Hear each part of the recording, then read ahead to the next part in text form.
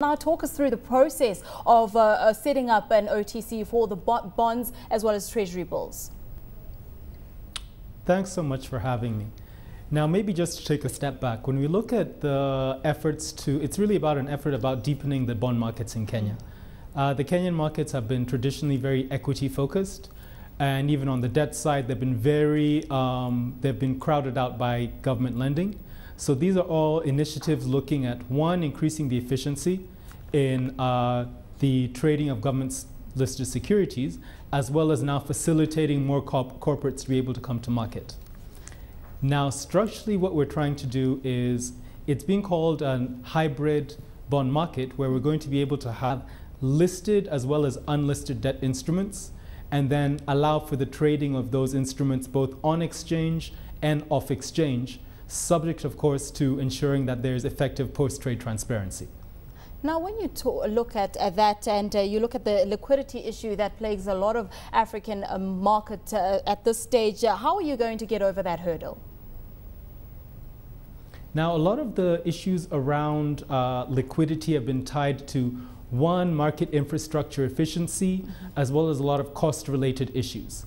So one of the key parameters of this new bond market model is the introduction of a new class called authorized securities dealers, who will be made up of the big institutional investors, being the banks, the commercial banks, the fund managers, and a number of the insurance companies, who will be able now to have direct access to trading of their debt instruments on the market, as well as who will be part of the settlement process in OTC settlement of their trades. This is ideally going to reduce a number of the costs, as well as introduce a greater level of efficiency in transaction handling. We know that there's an OTC market for equities which is currently running. Talk us through some of the benefits of that OTC market for equities right now.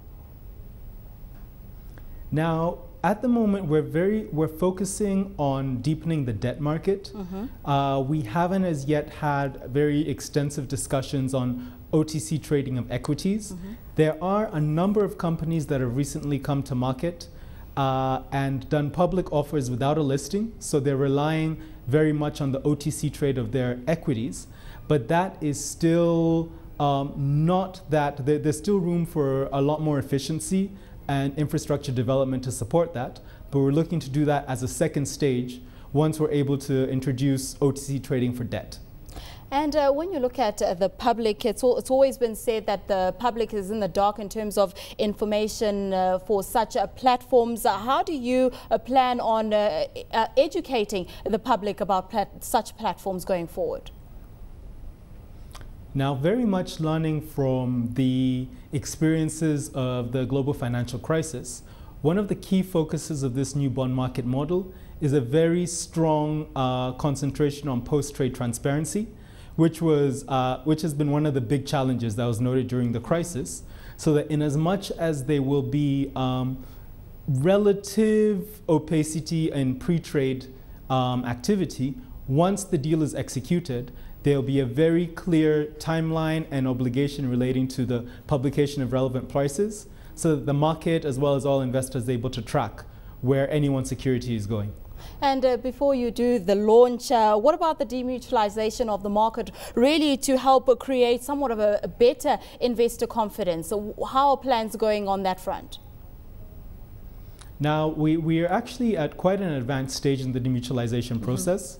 The authority is currently going over the demutualization application that's been lodged by the Securities Exchange, and there are the finer tuning details of what we're going through, and especially looking at the value allocation issues with respect to how ownership is going to be allocated immediately post demutualization, and that is being looked at in the context of the impending listing of the NSE, the self-listing of the NSE, projected for the end of the first quarter of 2013.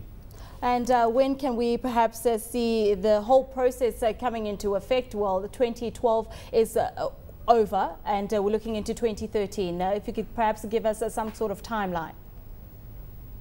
I think all the key players are really trying to target to have this process completed within 2012, so that we can focus on, in the beginning of 2013, on the self-listing process of the exchange to make sure that we'll be able to invite, be they strategic investors or public investors, to come in to own part of this exchange once it does its self-listing at the end of March 2013.